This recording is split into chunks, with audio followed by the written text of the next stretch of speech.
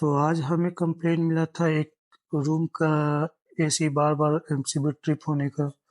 तो जैसे ही हम लोग लोकेशन पे पहुंचे, हम लोगों ने सबसे पहले उसके आउटडोर के कवर को रिमूव किया। जितना भी स्क्रू वगैरह लगा था वो सारा वन बाय वन लूज करके हम लोग ऊपर के कवर को और साइड के कवर को रिमूव करते हैं।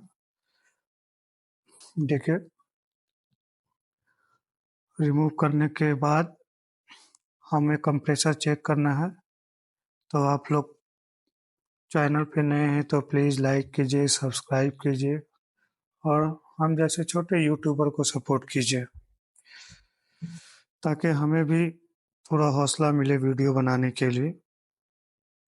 देखिए, हम लोगों ने ऊपर का कवर और साइड का कवर हटा लिया है। अब कंप्रेसर चेक करने के लिए कंप्रेसर का जो टर्मिनल बॉक्स है उसको ओपन करना है, जो कि लॉक होता है दोनों साइड से, ताकि उसमें वाटर वगैरह ना जाए। तो उसको ओपन करने के लिए आप साइड से देख सकते हैं, टेस्टर लगा के पुश करने से वो निकलता है, दोनों साइड लॉक होता है उसका। तो हम लोग टेस्टर से पुश करने के बाद दोनों साइड से सबसे पहले कवर को रिमूव करते हैं।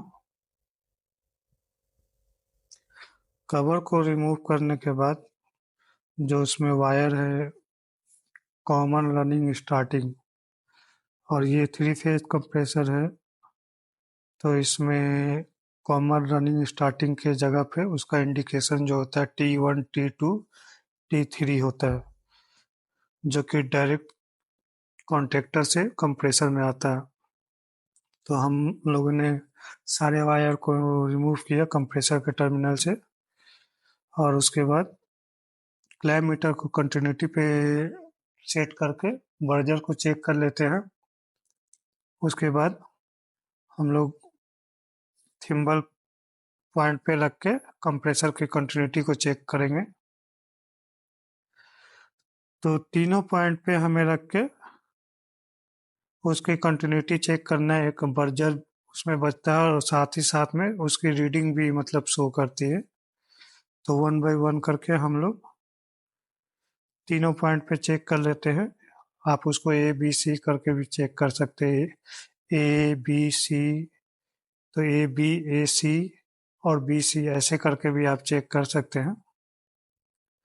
उसके बाद फिर बॉडी ग्राउंड चेक करने के लिए कंप्रेसर में जो कॉपर पाइप लगा है या फिर जिस पे जो बेस नट पे वो लॉक है, वहाँ पे भी आप वन बाय वन करके तीनों पॉइंट को चेक करके पता कर सकते हैं। हम लोगों ने वहाँ भी चेक किया, तो वहाँ पे भी कंप्रेसर ओके था। यहाँ तक चेक करने पर हमें कंप्रेसर में कोई भी फॉल्ट नहीं दिखा। तो फिर हम लोगों ने कंप्रेसर का वायर जो है उसको दोबारा से लगाया है, वन बाय वन करके तीनों थिम्बल पॉइंट पे कॉमन रनिंग स्टार्टिंग या फिर T1 T2 T3 जैसे भी जो भी इंडिकेशन है उसके हिसाब से हम लोग वायर को लगाते हैं। वायर को लगाने के बाद फिर हम लोग इसका आइसोलेटर या एमसीबी जो है ट्रिप कर रहा था, हम लोग जाके उसे ऑन करते हैं। ऑन करने के बाद जब हम लोग कॉन्टेक्टर को पुश करते हैं, एमसीबी ऑन करने के बाद जैसे ही कॉन्टेक्टर को पुश करते हैं वो फिर से एमसीबी ट्रिप कर जाता है। तो फिर हम लोगों ने आइसोलेटर को ऑफ करके कंप्रेसर के तीनों वायर को बाहर निकाल लिया। तीनों थिम्बल पॉइंट से तीनों थिम्बल पॉइंट से बाहर निकालने के बाद इसको टेप कर देते हैं।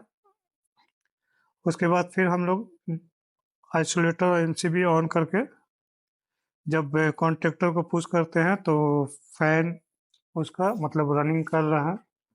तो इसका मतलब हमारा कंप्रेसर जो है वो फॉल्टी हो गया है, वो जैसे लोड नहीं उठा पा रहा। लोड में जैसे ही ऑन होता है वैसे वो ट्रिप हो जा रहा है।